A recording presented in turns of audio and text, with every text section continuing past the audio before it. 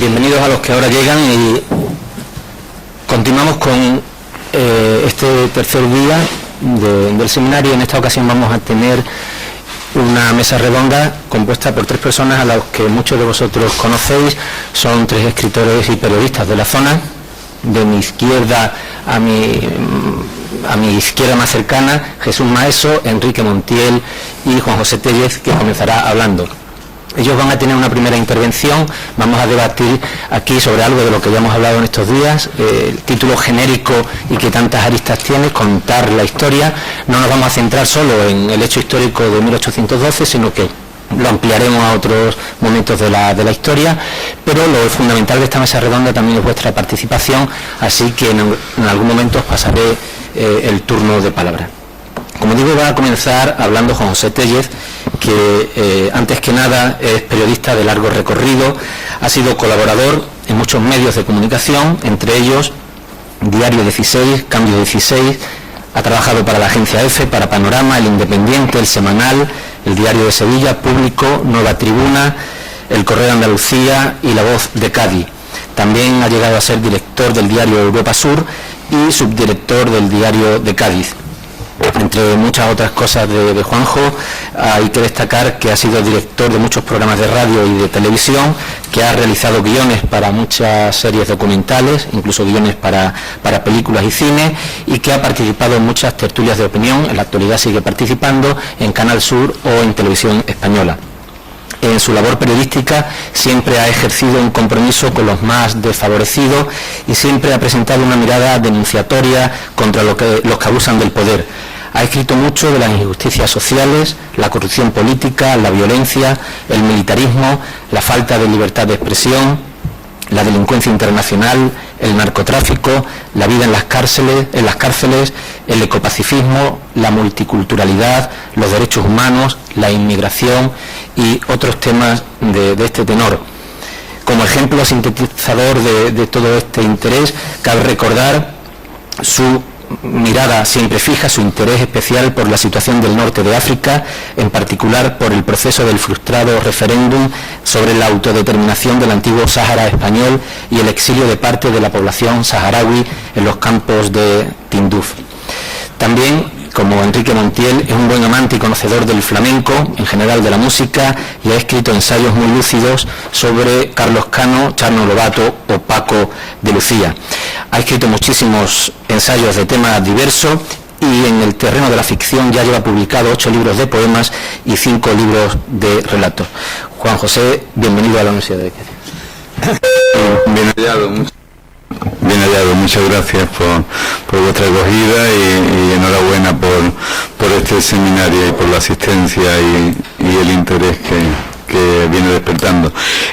Bueno, yo creo que lo primero que habría que plantearnos a la hora de afrontar el reto de contar la historia es lo mismo que tenemos que plantearnos a la hora de contar la actualidad. Esto es, que la verdad no existe, que la verdad es Ítaca, que es un viaje en el que uno va descubriendo datos sobre la realidad que siempre son parciales, que siempre son subjetivos y que quizás lo único que podríamos ambicionar es que es llegar a ser verosímiles, que no quiere decir necesariamente ser veraces o absolutamente veraces. La verosimilitud en la novela, en el relato, la veracidad en la información, esa voluntad de búsqueda de la verdad, esa especie de compromiso, de vocación, de búsqueda, es lo que nos puede aproximar a la verdad histórica o la verdad de los tiempos presentes, pero nunca vamos a conseguirla. En la realidad, a la hora de confrontarla y a la hora de contarla, se asemeja a la vieja parábola de los ciegos que pretendían describir un elefante. Uno tocaba la cola y pensaba que el elefante era como una serpiente, otro tocaba las orejas, pensaba que el elefante era como una raya en el mar, otro tocaba los colmillos y pensaba que el elefante era como un toro. Solo confrontando los datos de todos los ciegos pudieron hacerse una idea, una remota idea de lo que realmente estaban describiendo. Solo confrontando los datos plurales de muchos podemos hacernos una idea de la actualidad, y solo confrontando los datos plurales de muchos podemos hacernos una idea más o menos aproximada de la historia. Insisto que para tanto la ficción como para el periodismo es fundamental la pluralidad y es fundamental la heterodoxia.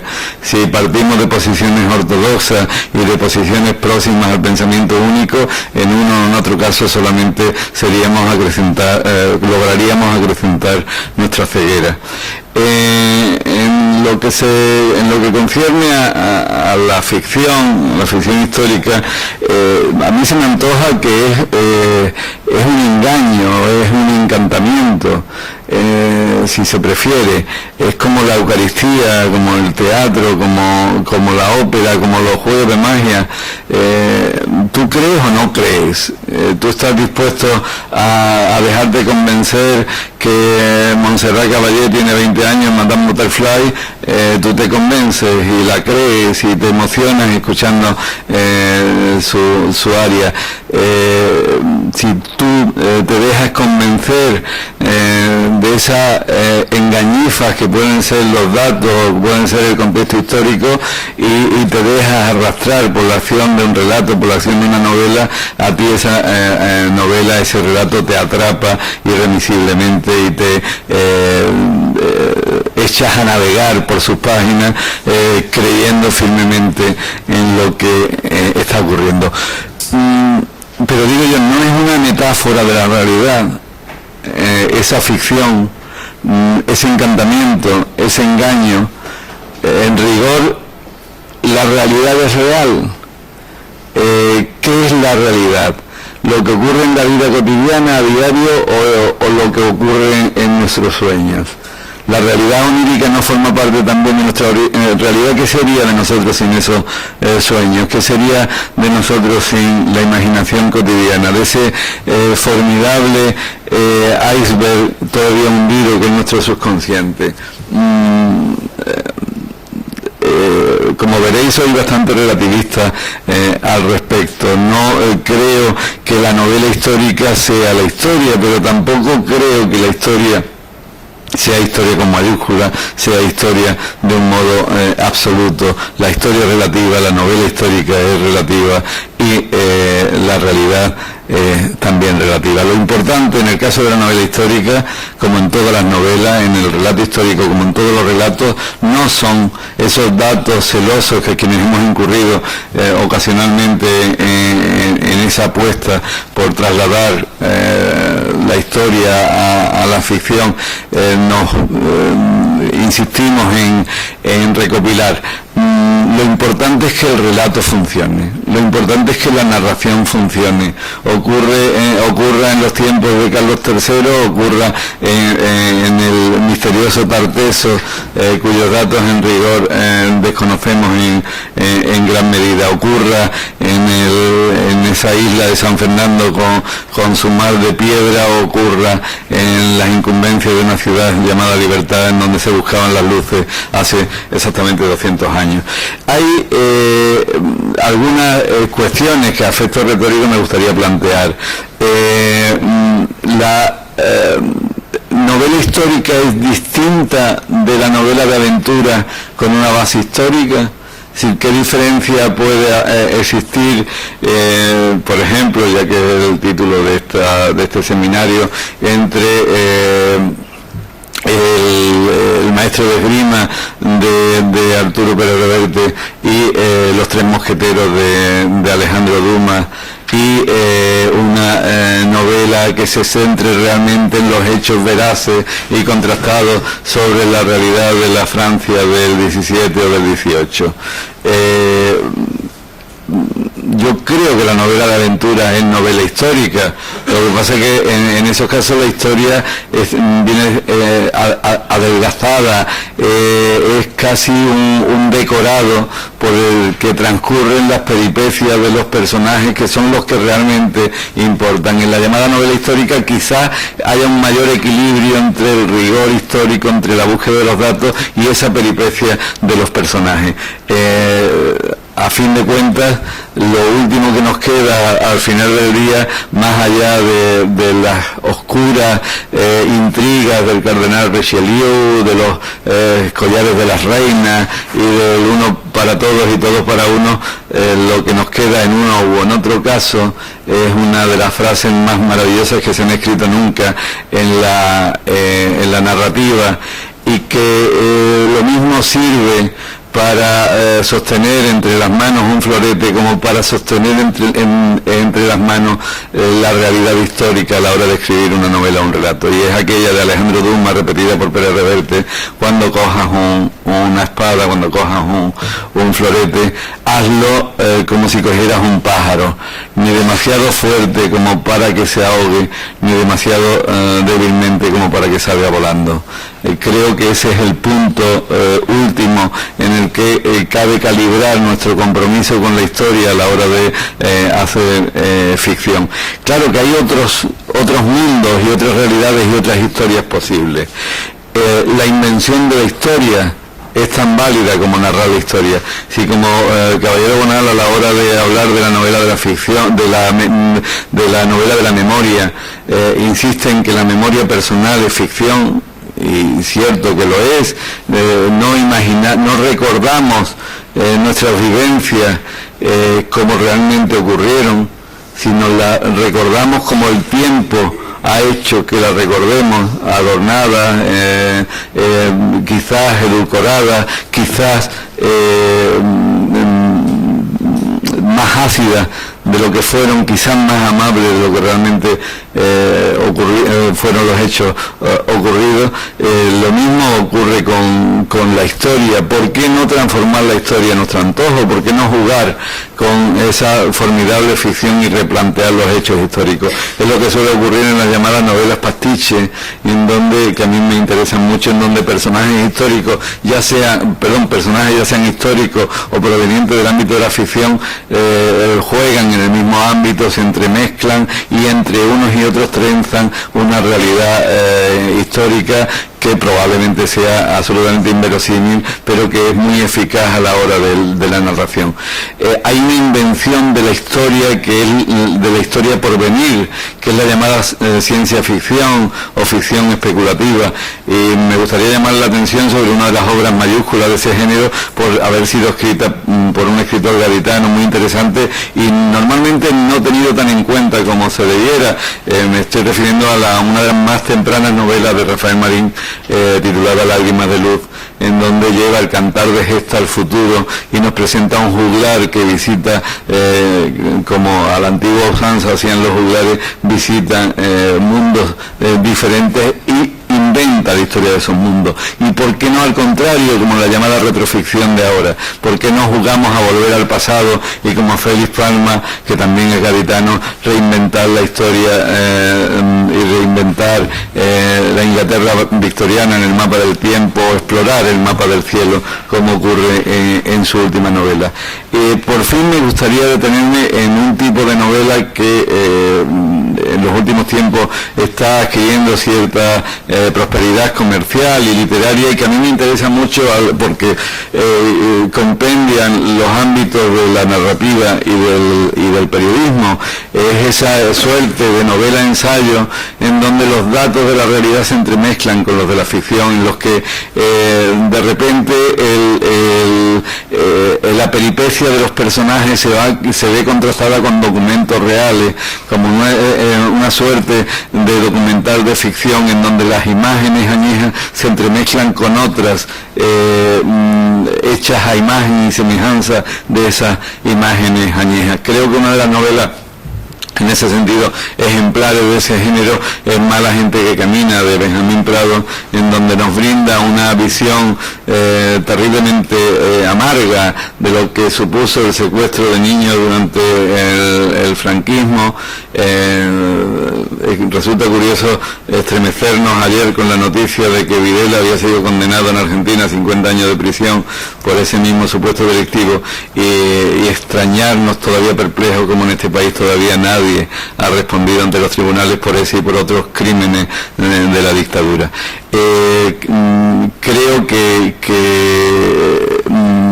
en cualquier caso la novela histórica tendría que ponerse, si queremos ser ortodoxos, bajo la lupa de los historiadores. Recuerdo que cuando yo estudiaba historia, afortunadamente la facultad nunca tuvo a bien licenciarme en tal cometido y pude dedicarme a otros menesteres menos interesantes. Quise buscar la realidad de uno de los personajes de Galdós en Cádiz, el cura Tenreiro, que aparece en la novela de Galdós como un personaje atrabiliario, participante en las tertulias más conservadoras. Aparte de que Galdós creo que equivocó, trastocó los nombres de Tenreiro con el personaje real que fue, había un diputado llamado Tenreiro que era gallego, pero él se refería al cura Terrero Monasterio de San Roque, que era párroco en Algeciras, el llamado cura de Algeciras. A la hora de enfrentarnos al personaje de Galdós y explorar los archivos de las Cortes de Cádiz y vislumbrar la realidad de los discursos de este hombre, nos encontramos con una paradoja formidable. Ese cura, ese clérigo ultraconservador galdosiano contrasta con un clérigo que en sus discursos apostaba por reformas sociales considerables y que incluso dañaban a los bienes temporales de la Iglesia. Era un diputado que en su discurso y en sus intervenciones en las Cortes desde luego mantenía una posición conservadora, como muchos de los otros diputados de aquel momento, en cuanto a cuestiones metafísicas, en cuanto a cuestiones del poder real de la Iglesia, del poder político de la Iglesia en aquel momento, pero en planteamientos sociales, incluso de ampliación de derechos democráticos, de derechos civiles a la ciudadanía, eran avanzados. ¿A quién nos creemos? ¿Al personaje de Galdós o al personaje histórico? Yo prefiero creer al personaje histórico, pero desde luego me apasiona mucho más el personaje de Galdós, aunque sea una caricatura. La realidad, insisto, no tiene por qué ser real. Muchas gracias.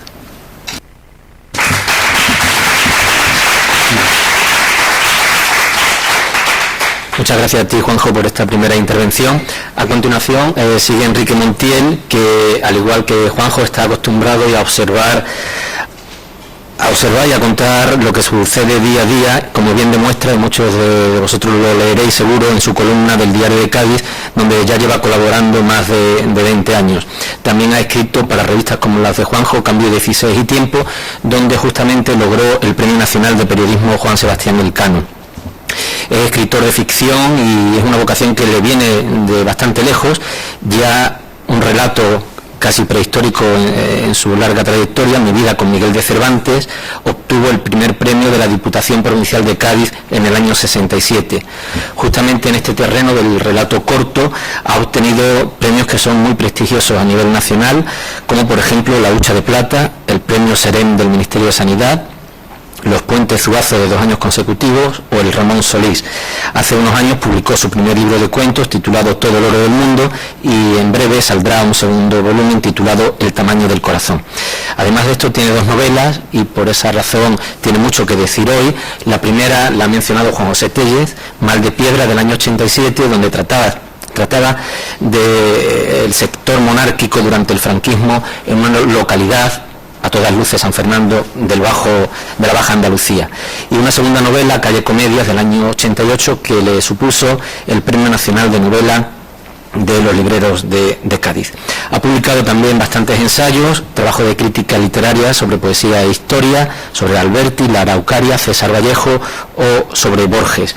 Y en estas tareas de investigación y esto es un paralelo con Juan José Telles, también tiene un gran apego y un gran conocimiento del mundo del flamenco, y en estos días que estamos celebrando el 20º aniversario de la muerte de Camarón, él es autor de una de las primeras biografías de Camarón, del lejano ya año 93, Camarón, vida y muerte del cante. Gracias también a ti, Enrique, por estar hoy con nosotros en la universidad. Muchas gracias a vosotros por invitarme, especialmente a mi amigo Alberto Romero, mi admirado amigo. Bueno, yo voy a decir una serie de cosas un poco inconexas con la idea de que luego en el debate o en el diálogo que tengamos podamos ir hablando cosas, ¿no? Y yo, por retomar una de las muchísimas ideas que Juanjo Tellez ha soltado aquí, ¿no? Voy a empezar por una de ellas, ¿no? Por ejemplo, por la Argentina.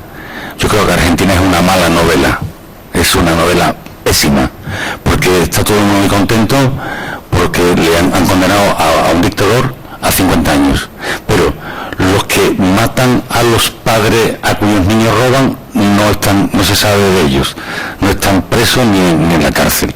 Las familias que acogen a niños que sabían que eran robados han quedado impunes, y entonces es una novela de víctima sin justicia, y es una mala novela realmente, porque ahora se cierra un capítulo con la condena de un señor y en medio de una impunidad completamente total.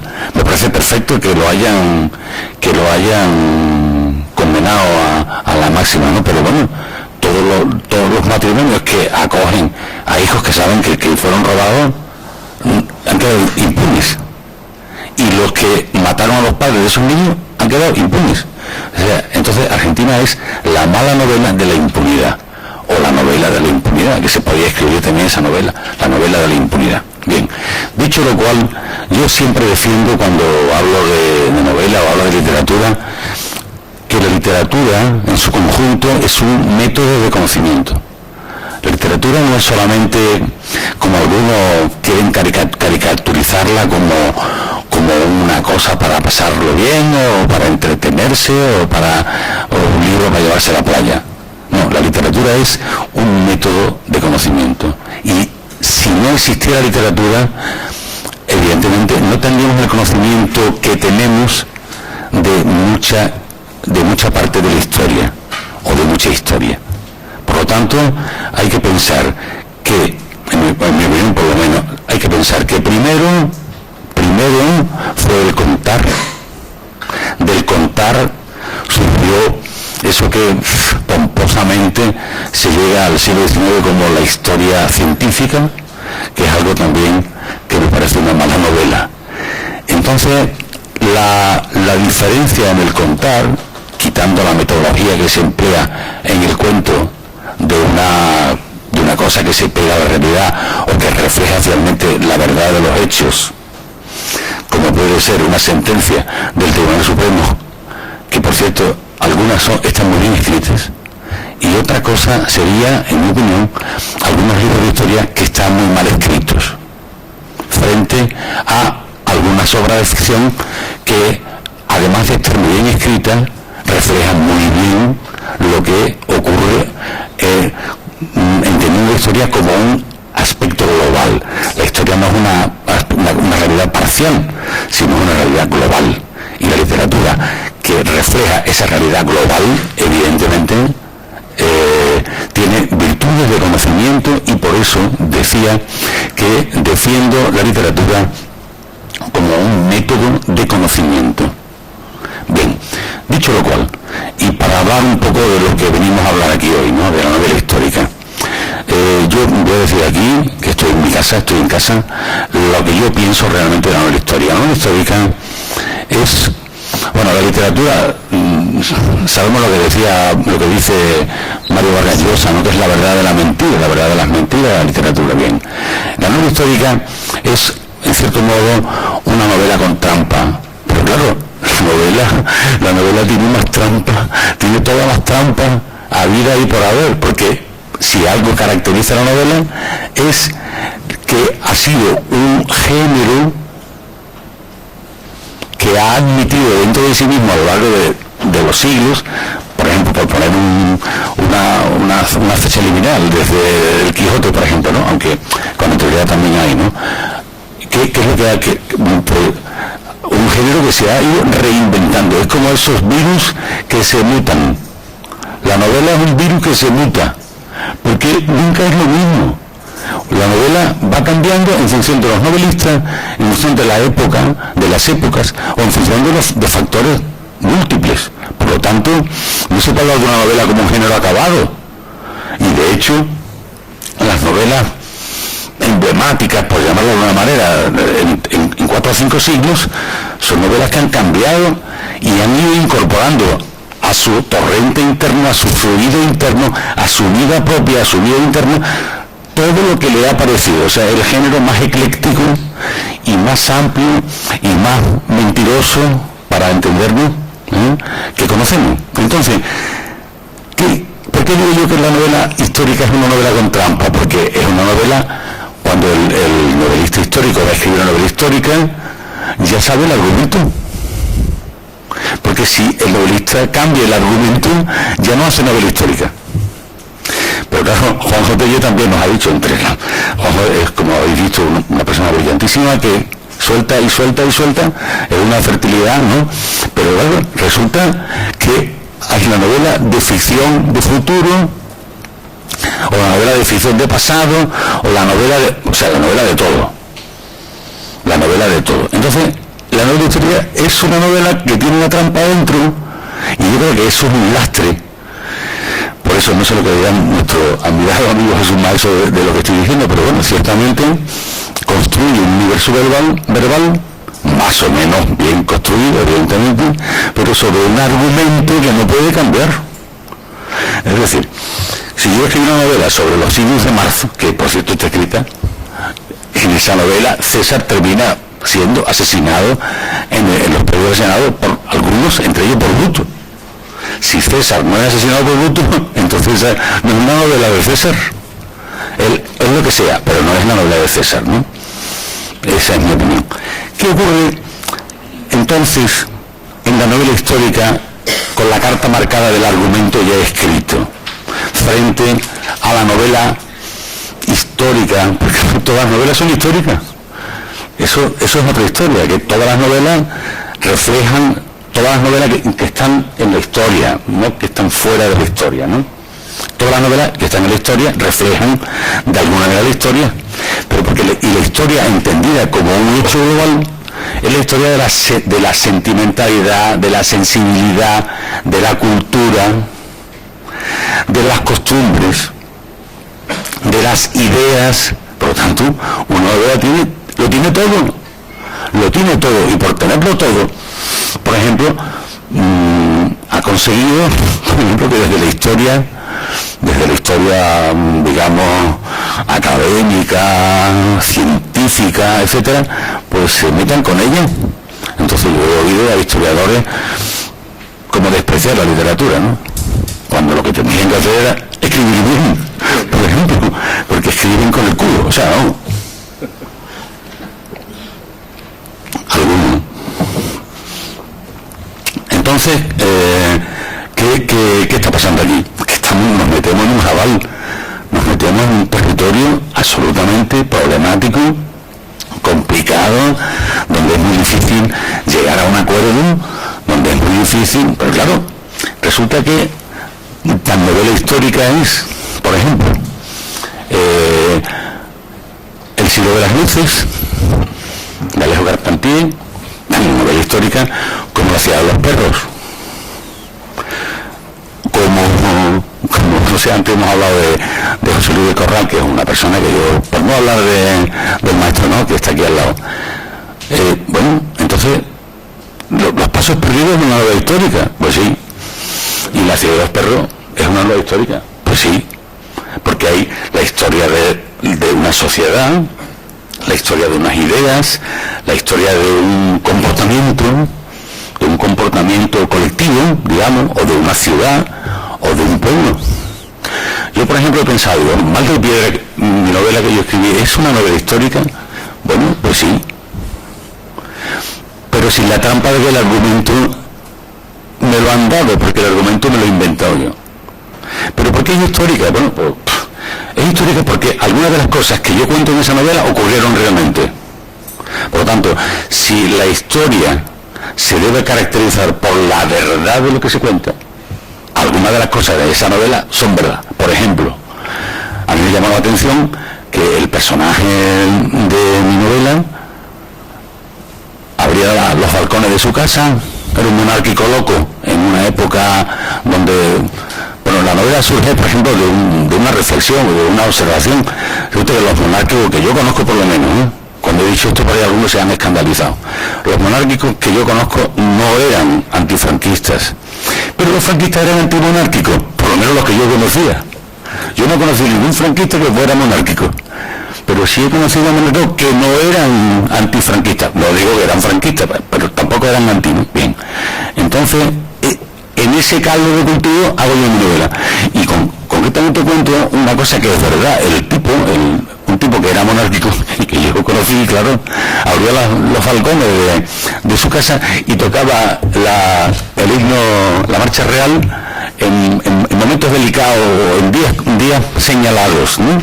Para que todo el mundo supiera que allí ser monárquico es tocar la marcha real piano, ¿no? Por ejemplo. Por eso yo cuento muchas cosas que son verdad, que han ocurrido realmente, ¿no? Que han ocurrido en mi novela. Entonces, ¿soy un novelista histórico? No. Pero no por esa razón, pero sin embargo yo sí he escrito de la historia en cuanto de la verdad de lo sucedido, la verdad de los hechos, pero no me he sometido a ningún argumentario previamente establecido. Y por lo tanto no he llenado un esqueleto, porque el argumento finalmente es como un esqueleto, lo he llenado de palabras y de ficciones laterales o colaterales. No. Bien. Entonces, por no repetirme demasiado, la historia, en el sentido más científico, sale de la literatura, porque lo primero que hay es la literatura. El código de Hammurabi, en cierto modo, es literatura, y nosotros venimos de Londón, de una cultura mediterránea donde está la Ilíada y la Odisea, y después está la Eneida. Eso es literatura. De ahí, aparte, por supuesto, de todo el teatro griego, ¿no? De todo eso, que el teatro griego tiene que ver con la historia, de ahí, esos son los orígenes remotos de la historia científica, o sea, arranque, etcétera, ¿no? Venimos de ahí. Lo que pasa es que todo alcanza un nivel de complejidad tan grande, tanto la historia como la literatura, que se va a subdividir en género, y no hablo de lo que para mí es la literatura en su estado químicamente puro, de la poesía, ¿no? Porque la literatura es siempre la obra del lenguaje, y el lenguaje en el sentido más puro y más perfecto es la poesía, ¿no? Lo demás es lo demás.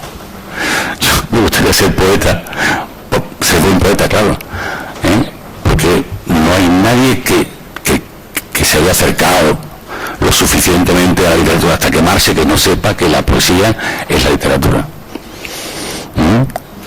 Y bueno, resulta que ahora la historia, pues en un momento determinado, dada la complejidad de todo lo que se trabaja, pues se aplican metodologías también de conocimiento, lo que se llama metodología científica, y que quiere reflejar como si fuera una crónica de la verdad. Algunos historiadores son como economistas, es decir, profetas del pasado,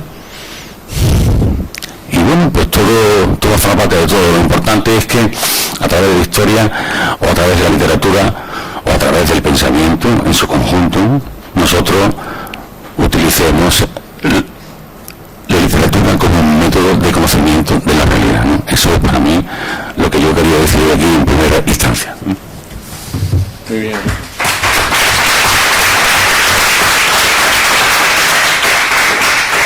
Gracias, Enrique, por esta primera intervención. Ya luego cruzaremos pareceres y opiniones. Y en tercer lugar tiene la palabra Jesús Maeso, que es conocido fundamentalmente, y por eso nos acompaña hoy, como novelista, como autor de novela histórica, pero no hay que olvidar que él realizó estudios de historia aquí en la Universidad de Cádiz, por tanto conoce también la historia con mayúscula porque la ha estudiado, ha ejercido de profesor por la provincia y como adjunto en la UNED, y se ha dedicado a la investigación y a la divulgación histórica. Al igual que los compañeros de mesa, ha colaborado en publicaciones nacionales. Ha escrito en El País, en Clio, en Andalucía en la Historia, en la revista Historia y Vida, en Qué Leer, en Nibiud, en La Voz de Cádiz y en nuestro cercano también Diario de Cádiz. Pero hoy nos acompaña como novelista porque la crítica lo considera uno de los autores más reseñables, más notables en el panorama actual. Tengo aquí 3 citas sacadas de lo que la crítica ha ido diciendo de él. Por ejemplo, en la revista literaria Lateral se dice que es un fabulador de tramas prodigiosas.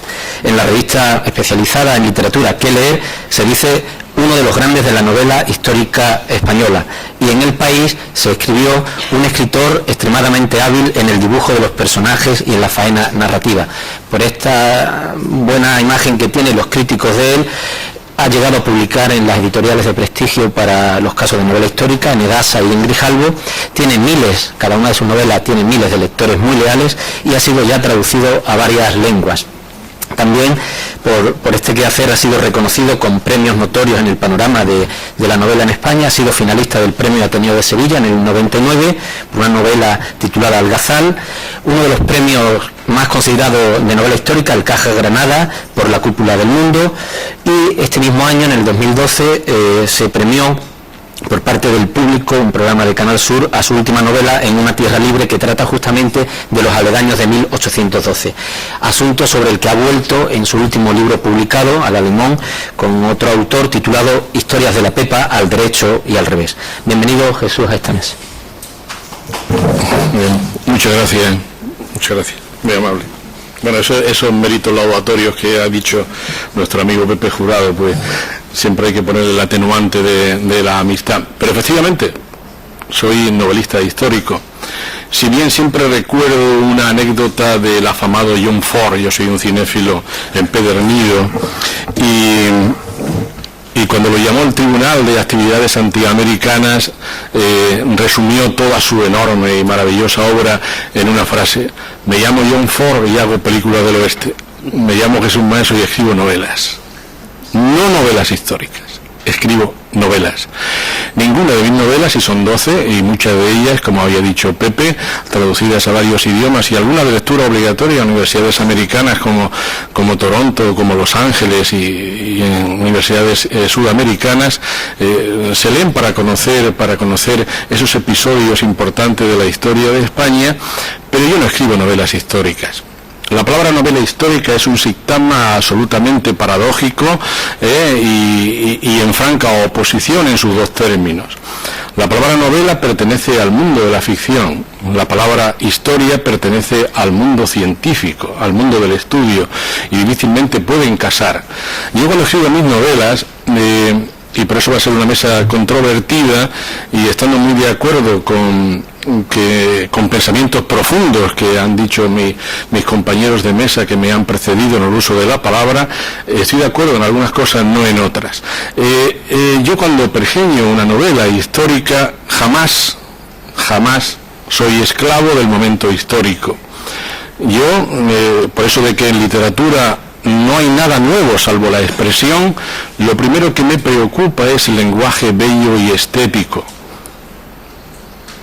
el insuflar a este idioma castellano tan maravilloso que tenemos un enmarcamiento de hermosura del lenguaje, porque yo provengo de la poesía. Mis primeros libros fueron libros de poemas y pequeños cuentos también muy poéticos. Lo que pasa es que yo siempre he pensado, por haber sido alumno de esta universidad, de la antigua, y haber dado clase de historia toda mi vida, que los escenarios históricos son inmensamente más glamurosos que un escenario actual. A mí, literariamente hablando, no me pone nada una chica que se está pinchando en un barrio de Vallecas. Lo siento en el alma. Y sin embargo, por mi formación histórica, sí me place mucho situar mi novela en la exuberante corte de Ramón II, en los papas de Aviñón con el Papa Luna, la cúpula del mundo, Alfonso X escribiendo sus cantigas, pero jamás me he sentido esclavo de la historia, y mis historias son absolutamente inventadas.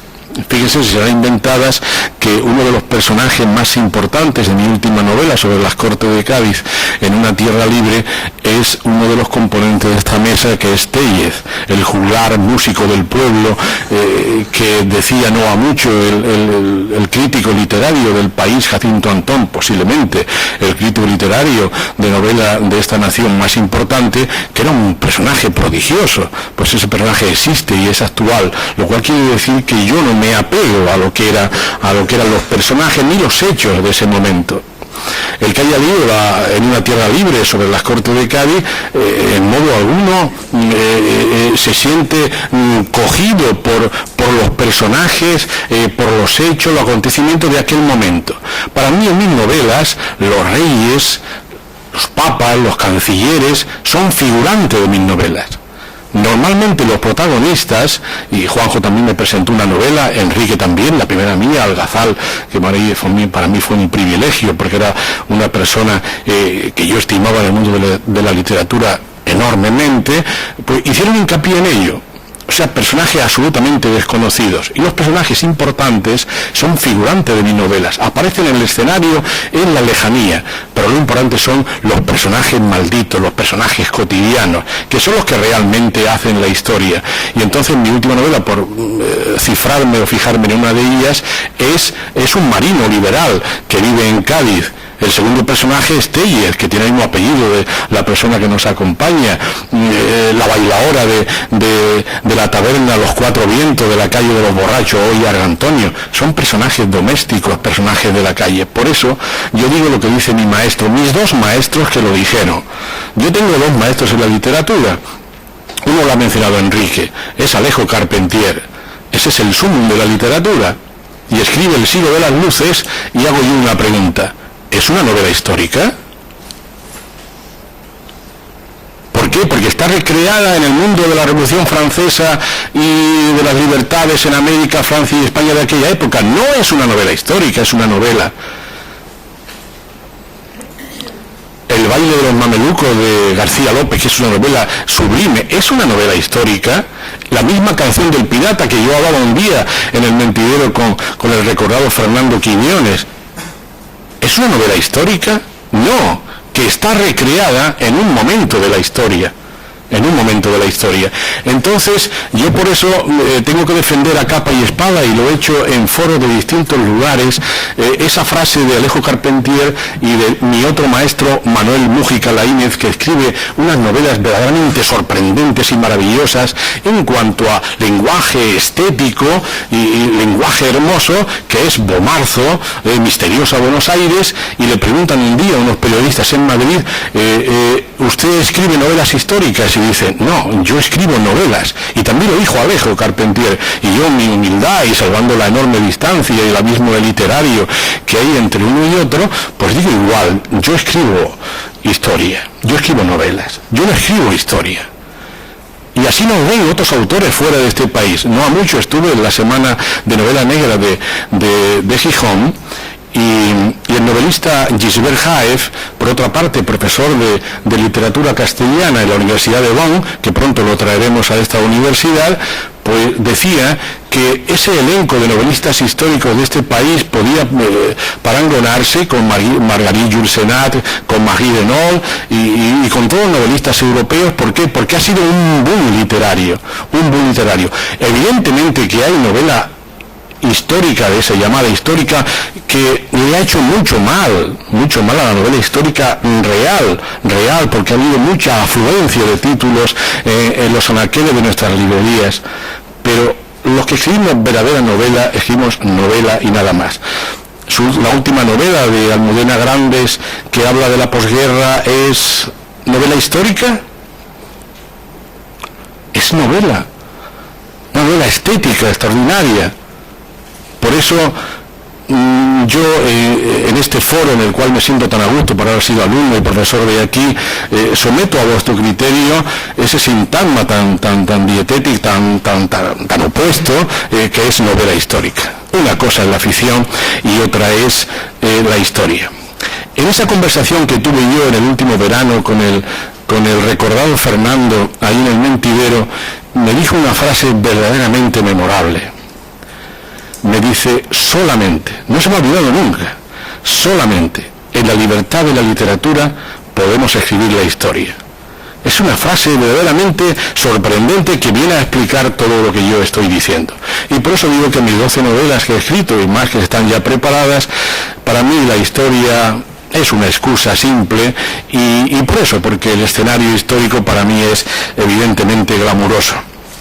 ¿Y qué razón me ha impelido a mí a escribir la historia? Yo, viajando fuera, cuando iba a presentar novelas fuera de este país o a una serie de mesas redondas en diferentes países, hay una cosa que siempre me había sorprendido, sobre todo del mundo anglosajón.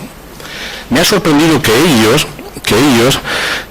a través de la novela histórica y de hechos de su historia, han consolidado la memoria colectiva de su país, cosa que no hacemos los españoles, y no sé por qué. Vas a Londres y ve Trafalgar por un sitio, Trafalgar por otro, Nelson por un sitio, Collingwood por otro, y ellos le dan una importancia memorable a su historia. Entonces yo he querido fijar algunos momentos estelares de la historia de mi país, pero no por un patriotismo de esto, de opereta, en absoluto, por sentirme partícipe de un pueblo que sí ha escrito páginas muy importantes, no voy a decir gloriosas, muy importantes en la historia, y ha sido madre civilizadora de muchísimos países.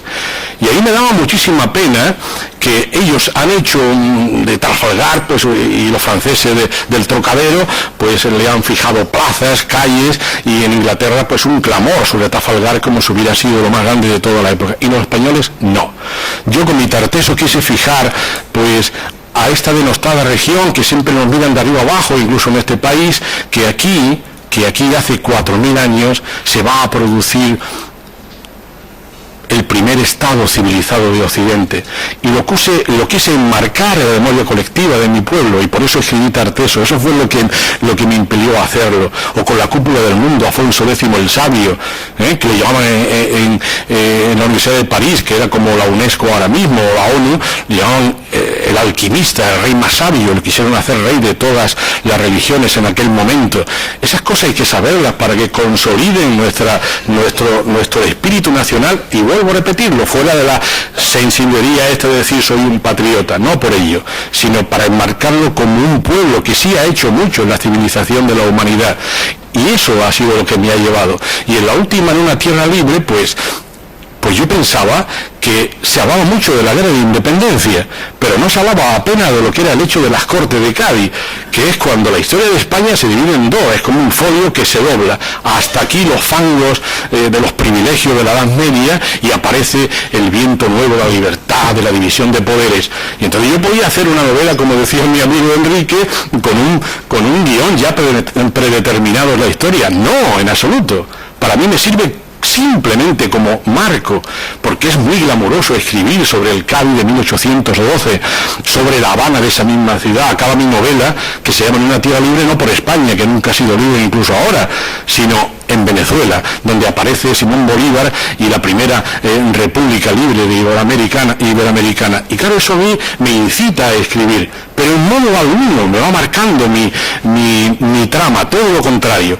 Solamente la llevan mis personajes, el liberal, la bailaora de los borrachos, y el amigo Juanjo Tellez, que está cantando los píos de cordel por las calles de Cádiz. Y hecha esta defensa, que la hago en repetidas ocasiones en muchos lugares, mi única contribución y mi única servidumbre en la literatura es la palabra estética y hermosa, los personajes colocados en posiciones elevadas, las tramas que a mis lectores, por la cantidad de ellos que las leen a tenor de las liquidaciones que me hacen las editoriales, que siempre son cicateras con los escritores, pues veo que lo lee muchísima gente, y entonces eso es lo único que me lleva.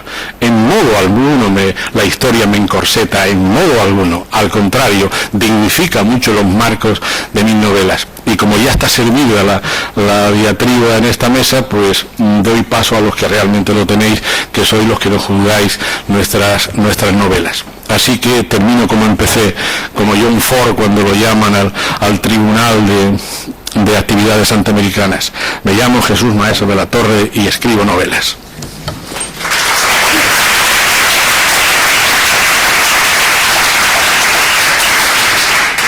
Bueno, antes de dar paso a vosotros, como Juanjo ha ido anotando aquí, Enrique también pensando, ha habido algunas opiniones que no sé, o se complementan quizás, pero que pueden rivalizar. Juanjo, tú seguro que tienes que algo que decir porque te he visto anotar ahí algunas cosas. Hombre, es que la mesa es nutricia, da ideas, las quita, las modifica, es como la vida misma.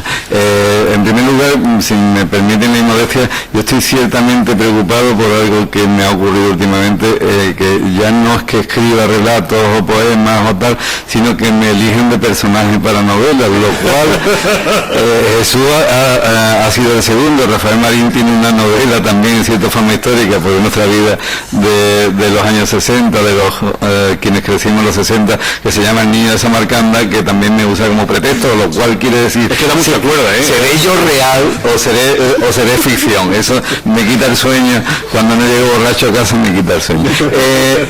Hombre, aquí se han dicho cosas y se han contradicho, y me gusta, yo he ido haciendo algunas anotaciones.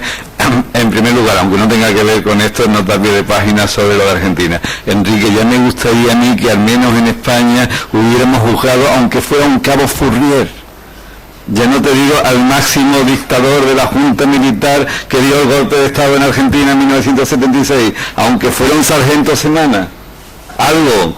Aquí al único que hemos juzgado es al juez que intentó sentar en el banquillo del franquismo, y lo hemos sacado de la carrera judicial.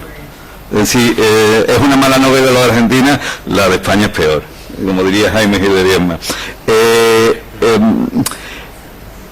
Lo que tú decías del argumento hecho de la novela histórica no siempre es así. Por ejemplo, ¿tú decías quién? Enrique. Cuando, por ejemplo, una novela, recuerdo el título, en el día de hoy, que ganó el Planeta hacia el año 76, partía, como también una novela de Ángel María de Lera, del mismo proceso. Había historia hasta cierto punto y se fabulaba a partir de ahí. La guerra civil había terminado con la victoria de la República. Hasta ese momento todo era historia, a partir de ahí se ensayaba con las mimbres de la historia lo que hubiera podido ser de España si el resultado fuera distinto al que realmente ocurrió. Estoy de acuerdo contigo en que todos los franquistas eran antimonárquicos, pero los que fuimos antifranquistas seguimos siendo también antimonárquicos, para que no se confundan las cosas. Muchos de los que fuimos antifranquistas seguimos siendo antimonárquicos. Hay novelas que no son históricas. Es decir, hay novelas que transcurren en la intimidad de los personajes y que la hilazón con la realidad exterior es muy endeble, si acaso absolutamente circunstancial. Hay novelas que entrelazan ambas cosas. Hay una novela fascinante que es de la intimidad de las personas, que es el Ulises de Joyce. El Ulises de Joyce, ese recorrido de Leopoldo Bloom por Dublín, mientras su mujer, Molly, está en su casa acostándose con su amante, y él hace tiempo haciendo el legítimo uso de las tabernas, una de las mejores actividades del ser humano. Hay una parte final que es el monólogo de Molly Bloom, que es absolutamente histórico, la reconstrucción histórica de la vida de Molly Bloom en Gibraltar, un territorio que nunca conoció Joyce y que recapitula a través de una guía de viaje y demás. Pero hasta ahí toda esa novela podía transcurrir en Dublín como podía transcurrir en cualquier otro sitio, porque es una novela de la intimidad. Es verdad que hay libros de historia pésimamente escritos, pero fijémonos en lo contrario. Le recomiendo El otoño de la Edad Media de Huizinga, un novelón, o la historia de Roma, por ejemplo, o a medias entre la historia y la reflexión histórica, Las venas abiertas de América Latina de Eduardo Galeano, que creo que algunas de las crónicas de India, Naufragios, por ejemplo, de Cabeza de Vaca. Y ahí quería también hacer alusión a algo que había dicho Jesús. Quizás nosotros no hemos fijado en la memoria la historia de España porque nos han malversado la historia de España.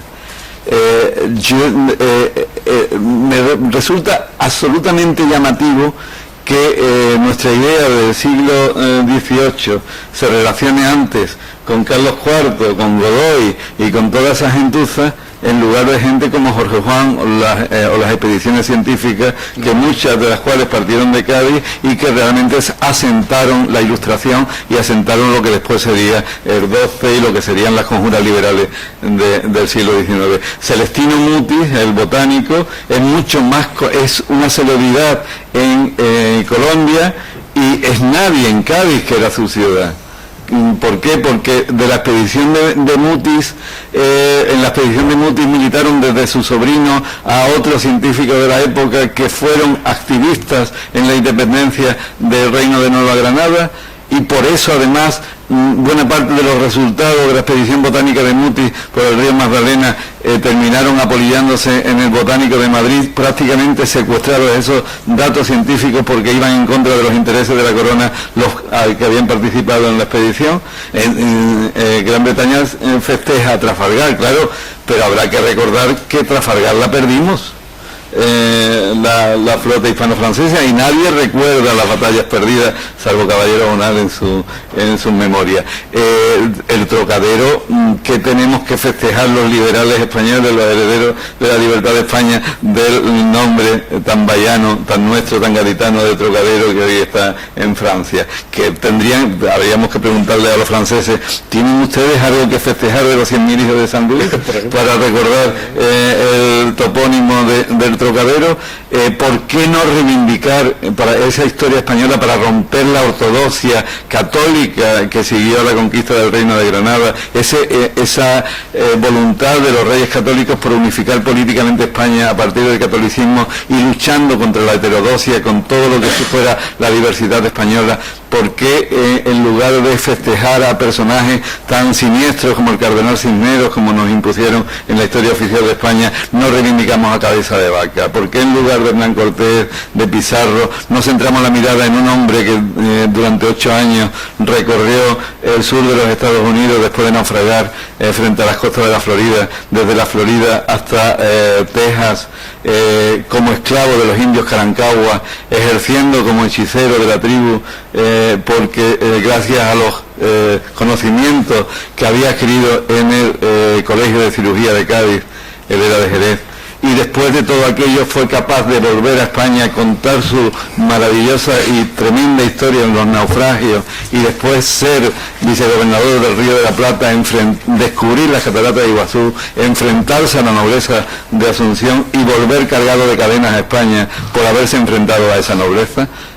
Yo creo que muchos españoles de hoy nos sentiríamos dignísimamente representados por la España de Cabeza de Vaca antes de por la España de la rapiña de las huestes de Pizarro o de Hernán Cortés, que por supuesto tenían también su contexto histórico, sí. Y analizarlo a 5 siglos de distancia también puede ser bastante. Señor moderador, ¿puedo? Sí, Juanjo. Sí, bueno, tengo que decir otras cosas. Perdona, termino por decir lo último que me quedaba por decir. ¿Qué es más novela histórica? Hablando de Fernando Quiñones. La canción del pirata, porque usa un registro hermosamente manierista y nos sitúa en el Cádiz del 17, o Las 1000 noches de Hortensia Romero, que recrea el habla reciente de Cádiz, pero también en un contexto histórico, el de la posguerra española, sí. Sin contextualizarlo en otro sentido. Claro, lo decía Enrique, dice: mi novela Mal de Piedra, ¿es novela o novela histórica? Todos son novela histórica en el momento en que vas a describir una narración que ha sido hecha hace 5 años o 8, ya es novela histórica. Y abundando en lo que tú dices de los hechos históricos muy desconocidos que los españoles no hemos hecho hincapié, está por ejemplo la hazaña de Blas de Lezo. Yo estoy convencido de aquí, de casi todos los que estáis, posiblemente seáis alumnos de esta universidad. ¿Sabéis quién es Blas de Lezo? ¿Blas de Lezo? Sí lo sabe, magnífico. Blas de Lezo posiblemente contribuyó a hacer una de las hazañas antes de la historia de nuestro país, y no la conocemos aquí. Los ingleses se hubieran levantado sobre esa hazaña, no ya el Trafalgar Square, sino hubieran cogido la Catedral de San Pablo y hubieran hecho el mausoleo de Blas de Lezo. 1714. La flota más grande que vieron los siglos, incluso más grande que la Armada Invencible y mucho mayor que la armada de Nelson y Collingwood, que venció a los franco-españoles en Trafalgar, se dirige directamente desde Plymouth al puerto de los puertos, de la riqueza, de la exuberancia de España en América, que era Cartagena de Indias, al mando del almirante Vernon, que era el almirante con más prestigio del almirantazgo inglés. Se dirigen a Cartagena de Indias con 170 y pico barcos dotados con los últimos avances de maquinaria de guerra. Y Blas de Lezo no tenía más de 15 o 20 fragatas allí en el puerto para defender el enclave y el emporio marítimo. Bueno, la derrota de Vernon fue verdaderamente memorable. De los 1.700 barcos que llevaba, solamente le quedaron 7.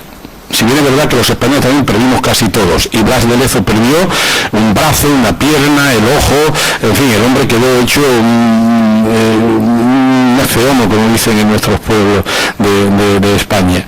Y fue una batalla memorable. Y cuando ya se iba el rodante Vernon, el almirante Vernon, del puerto de Cartagena, lanzó una frase, un exabrupto al aire, dijo: maldito seas toda tu vida, Blas de Lezo. Y Blas de Lezo, que estaba ya casi moribundo, no murió de la secuela de aquella seguida, dijo: y tú, con los 7 barcos que te han sobrado, lleva carbón desde Plymouth a Dublín. En fin, el hombre tuvo hasta su gracejo. ¿Saben lo que hizo el rey Jorge II de Inglaterra? Se dirigió al Parlamento y dijo las siguientes palabras: esta batalla de Cartagena de Indias sea borrada de los anales de este reino y que jamás se recuerde.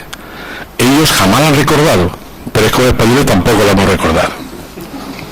Eso es abundando lo que decía nuestro amigo Juanjo sobre Álvaro Núñez Cabeza de Vaca, que yo le tengo una predilección, ese personaje extraordinario, hasta la montaña rocosa, o sea que no fue cualquier cosa. De modo que, pues... Bueno, pues me toca... Sí, yo me quiero dar una primicia a todos ustedes. He sido también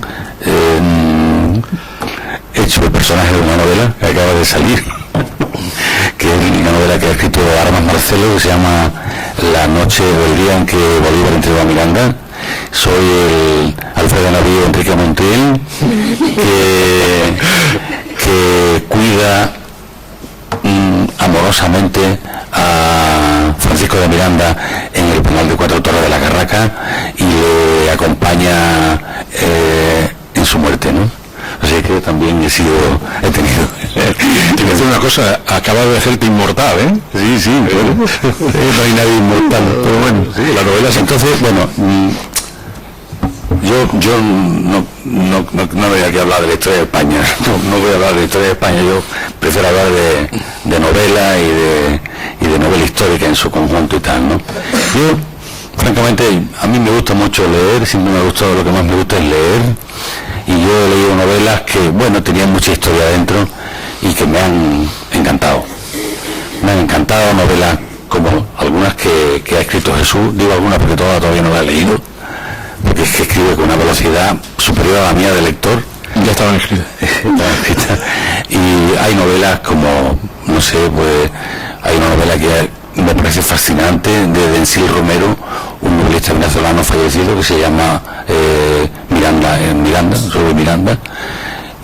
La tragedia del generalísimo, se llama La tragedia del generalísimo, que es una de las mejores novelas que se han escrito en nuestra lengua, como lo de Carpentier, El cielo de las luces, o una novela de un novelista mexicano que me encanta, que se llama Fernando del Paso, se llama Noticias del Imperio, sí.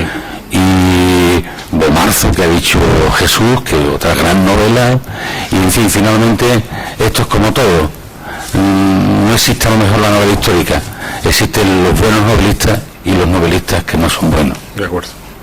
Pero yo, perdonadme, y no quiero que nadie se moleste, y mucho menos mi entrañable amigo Jesús Maeso, yo creo que la novela histórica tiene un argumento que evidentemente él lo rellena de glamour, y me parece perfecto, y de bien escrito, y de buen lenguaje y tal, pero bueno, la novela histórica, la novela, es que ya no sabe uno cómo nombrar esto, ¿no?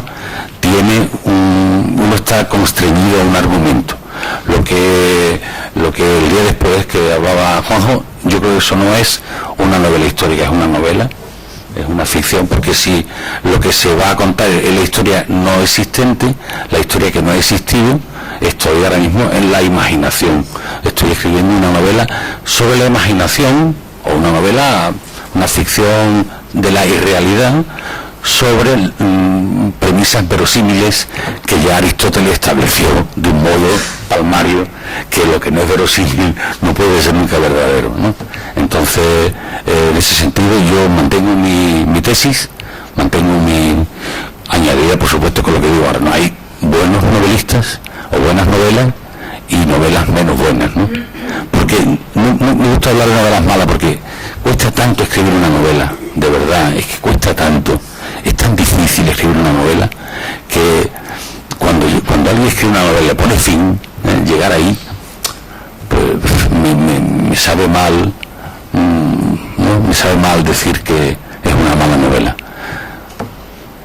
Bueno, y con eso, ¿no? Sí. Pues si el público ahora, decías tú antes, y lo he recordado, que tú empezaste escribiendo poesía, ¿no? Lo decía, luego, no sé quién lo decía. Yo. Ah, no, Jesús. Y me acordaba lo que decía William Faulkner, y que no se ofenda a ninguno de los novelistas que están en esta mesa.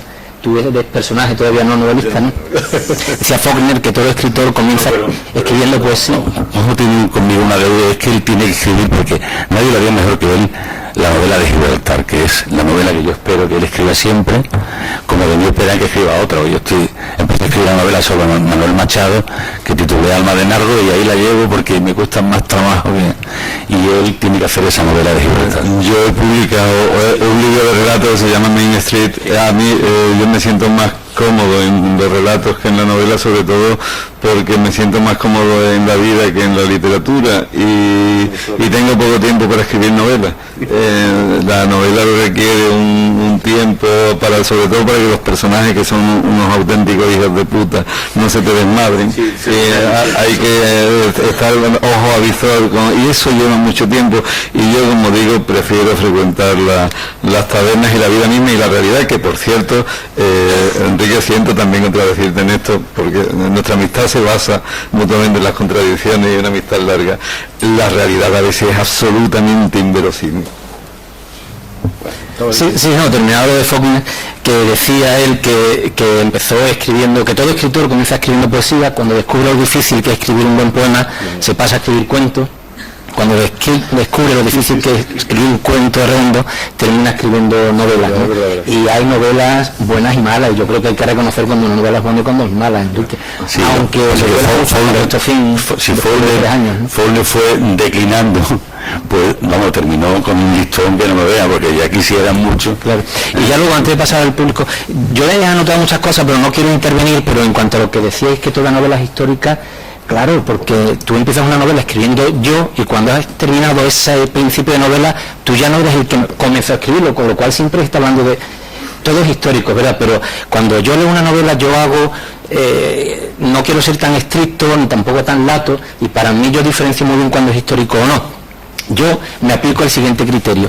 Decía si Almudena escribe novela histórica o no, ya luego lo podrá decir. Yo me aplico el siguiente criterio. Siempre que haya una persona que tenga memoria de lo que ahí se cuenta, no puede ser histórico. Es decir, para mí, un mínimo de 3 generaciones. La novela de la Guerra Civil nunca puede ser una novela histórica, porque hay gente que está ahora todavía intentando saber dónde están enterrados sus muertos porque tenían 7 años ahí, ¿no? Eso para mí no es novela histórica. Eso en todo caso puede ser novelas de la memoria, podemos llamarlo, o cualquier otra cosa, novela de la memoria oral, siempre que haya una voz que pueda hablar en primera persona, y esta mañana Alberto hablaba de los episodios contemporáneos de Galdós, no puede ser nunca novelas históricas, será siempre novela contemporánea o de la memoria, porque tú no lo viviste. Por tanto, Mal de Piedra, tú decías, ahí hay cosas que son verdad, yo las recuerdo. Si tú estás hablando de tu memoria, no es novela histórica, en mi opinión, no es el criterio. Pepe, un inciso rapidísimo. Arnold Toynbee decía que como en España se había hecho dejación de la historia, él, para conocer la historia de España, leía a Jorge Semprún y a Gironella. Claro, ¿Lo ves? No, sí, está claro, está claro. Y quemaba el diccionario de la Real Academia, ¿no? Exactamente. Para saber de historia. Bueno, ¿alguna pregunta? Sí. Sí, yo quiero primero darle enhorabuena porque me ha encantado la sesión de hoy, está siendo impresionante, y aparte de que me identifique con muchas cosas que han dicho ustedes y Montiel, la mayoría, quería hacer un apunte, soy paleógrafa y profesora de paleografía y doctora en historia. Como creo que aquí hay pocos historiadores, quiero decir que muchas veces se contrapone historia a novela, como si la historia fuera verdad y la novela mentira. Bueno, pues yo con cada investigación en la que me he metido y con la tesis para empezar, he visto que hay mucha literatura fantástica en la historia y que muchas veces un historiador dice una cosa, ¿acaso no era el archivo? ¿Acaso sí? No se sabe si sabe paleografía o no, pero dice justo lo contrario que dice un documento y se repite, lo citan, lo repiten y a nadie se le ocurre ir al documento. Eso quiere decir que hay mucha literatura fantástica en la historia, que muchas veces no es ciencia. Eso, para como se estaba debatiendo sobre la verdad, es que el gran problema es que muchas veces los que han hecho esos documentos estaban al servicio del poder o al servicio de los vencedores. Ese es el gran problema. Yo también soy historiador y me he metido como tú en documentos paleográficos y me he dado cuenta que han sido escritos pues por el que ha vencido. A Pedro I el Cruel, cuando otros le llaman el justiciero, no fue tan mal rey. Y sin embargo, la historia de Pedro el Cruel fue escrita por los Trastamara. Ese es el gran problema. Por eso yo he hecho hincapié en la frase de Fernando Quiñones, al que tanto admiro, de que quizás solamente la verdadera literatura se puede conocer la historia. Eso es un punto de vista que podemos debatirlo durante horas.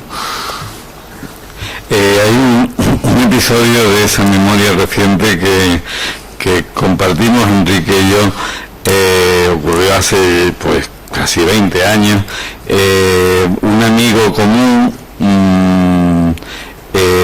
interesado en contar lo que había ocurrido en San Fernando en los días inmediatos a la guerra, escribió una novela sobre las ejecuciones en San Fernando, incorporando a su relato no solo el nombre de algunos de los ejecutados, sino el nombre de los ejecutores. Algunos de los hijos de esos ejecutores terminaron demandando a nuestro amigo, pero claro, nuestro amigo se había guardado una carta bajo la manga, y era que estaba en una situación terminal de salud y había hecho dejación de todas sus propiedades, con lo cual la demanda no llegó a ningún puerto. Y si los nombres de los verdugos de San Fernando no están en la historia, al menos están en esa novela tan veraz como vivida. Años más tarde, muy poco después, un amigo al que no voy a señalar, pero que está aquí presente en la sala, me sorprendió con un regalo periodístico indudable, y eran las fotocopias de un libro existente en la Iglesia Mayor de San Fernando.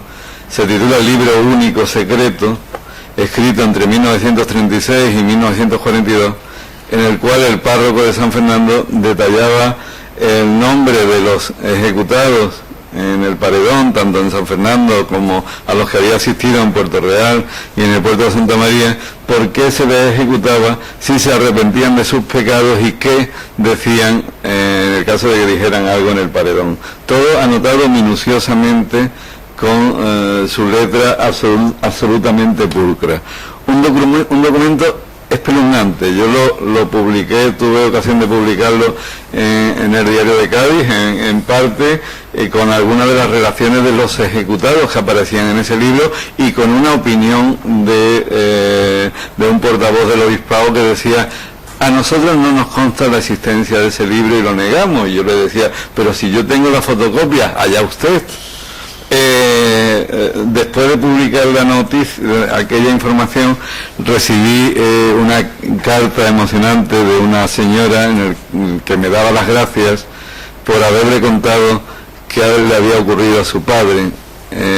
Cuando su padre fue sacado de casa, tenía solo 5 años de edad, ella, y jamás nadie nunca le dijo qué había pasado con su padre. Todos pensaron en casa que había sido ejecutado, jamás se había reconocido su muerte hasta la aparición de ese documento, cuya copia, por supuesto, la cedí.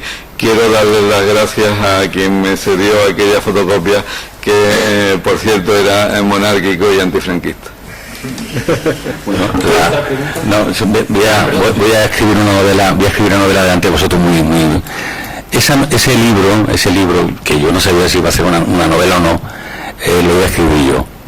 Ese libro lo encuentro yo y lo robo yo lo robo, pero lo devuelvo, con lo cual estoy absuelto de pecado y lo fotocopio. Entonces era realmente la Iglesia es tan sabia y tan lista y trabaja hacia adelante años y años, que el cura, no era un párroco, era un cura de San Fernando, hace todas esas anotaciones en un libro que se llama El Libro Secreto, con la idea de, primero, en su momento, a los familiares de esas personas que estaban siendo fusiladas en San Fernando, a esas personas le pudiera declarar, por ejemplo, viuda o huérfano, porque no aparecería en ningún sitio, porque no había un proceso penal, no había un proceso judicial, eran asesinatos de la guerra. Cogían a uno, lo llevaban allí, y entonces el cura iba, por una parte, le ofrecía auxilio espiritual, ¿no?, al que quería, ¿no?, y tomaba nota de sus datos con la idea de que las viudas fueran consideradas viudas, los huérfanos, y hubiera noticias de que eso había ocurrido. Bien, entonces sigo contando esta novela, que es tremenda, ¿no? Entonces, claro, cuando yo me hago con ese libro, que en hora y media o 2 horas lo saco, lo fotocopio y lo devuelvo, para que nadie, si la Iglesia te ha dicho a ti eso, te ha mentido. Bueno, porque ese libro estaba en el archivo de la Iglesia Mayor Parroquial de San Fernando, y si de allí ahora lo han guardado como el Codex Calistino, será después de aquello, pero no, eso ha estado allí, punto, ¿no? Entonces, en 2 horas hice todo eso, y entonces cuando en mi casa lo pude leer, ¿no?, me quedé absolutamente, y yo pensaba, a ver qué hago con esto, porque yo estaba claro que lo iba a publicar. ¿Sí? Cuando un novelista coge cacho, eso lo publica, vamos. Entonces yo tenía amistad con este hombre, se llama José Casado, que había sido un militante comunista, un hombre de izquierda, exiliado, tal, y esto me tenía mucho cariño, mucho, y venía a mi casa casi todos los domingos, y a mis hijos entonces pequeños le traía regalillos y hablaba conmigo, y entonces este hombre siempre andaba peleando por reconstruir la verdad histórica de la represión que él de niño había entrevisto. Entonces, él, llevado por él, perdóname si me estoy extendiendo esta novela, pero si hay esta novela que tiene WhatsApp, pero él lo que hace, lo que él quería poner al asesino, el nombre del asesino, al lado del nombre del asesinado. Eso era imposible, porque se sabe que muchos de los que participaban en el fusilamiento eran guardias civiles o soldados llamados allí a la fuerza, anónimos, ¿no?, por el sistema de uno tiene una bala de fogueo y todo el mundo puede ser el que, ya sabe la técnica, ¿no?, disparan y el que tiene la bala de fogueo puede ser que yo no haya sido. Era la fórmula, ¿no?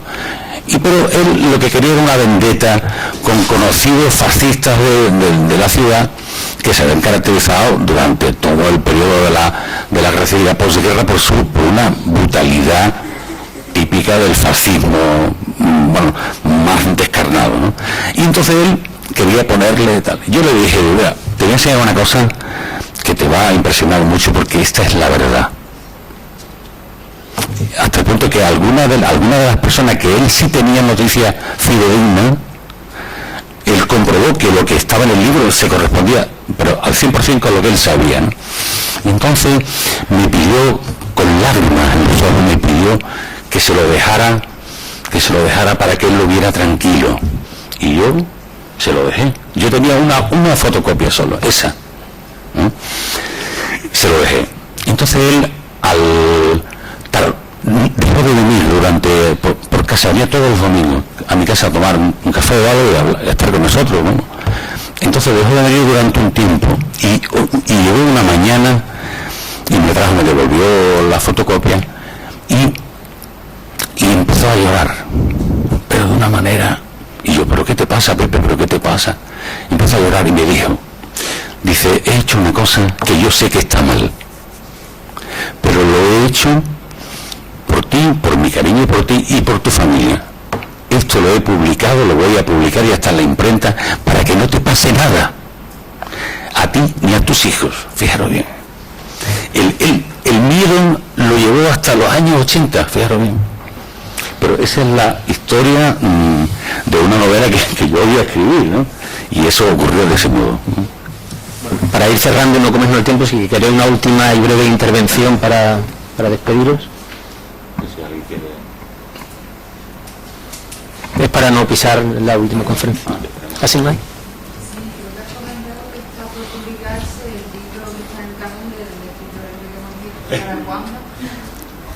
Mañana pasado. Es que escribir es muy difícil, hija mía.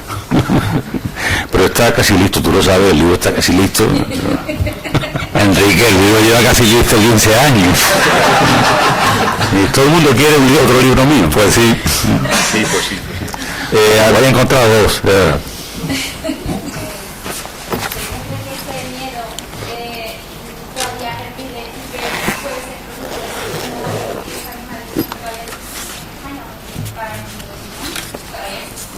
Vamos a ver, el problema en este caso concreto, ¿no? Este hombre, fíjate bien lo que le pasaba. El perfil, ¿no? Era comunista, era homosexual. Imagínate las humillaciones que por homosexual tuvo que padecer durante el periodo duro de los años 40, hasta que se fue al extranjero, estuvo en los barcos, estuvo en Vietnam y bueno, fue en una marina mercante, ¿no? Entonces un hombre que su padre era carbonero, o sea, una familia humildísima, ¿no? Y él por comunista y por homosexual, imagínate, pero era un niño, es decir, él ahora podía tener 80 años, por ejemplo, ¿no? Pero cuando era en los años 40 tenía 15 o 14. Entonces, el miedo que ese hombre tenía en el cuerpo, y que por eso actuó de esa manera, porque sabía cómo se la gastaba la familia, ¿comprende? Dice, no, yo no quiero que a ti, ni a tu mujer, ni a tus hijos le pase nada por esto, ¿no? Y por eso lo he hecho yo, esa fue la verdad. Ahora yo creo que hoy ya, menos mal, tenemos que luchar contra ese miedo y contra ya el que levanta la voz diciendo una tontería de eso es ridículo.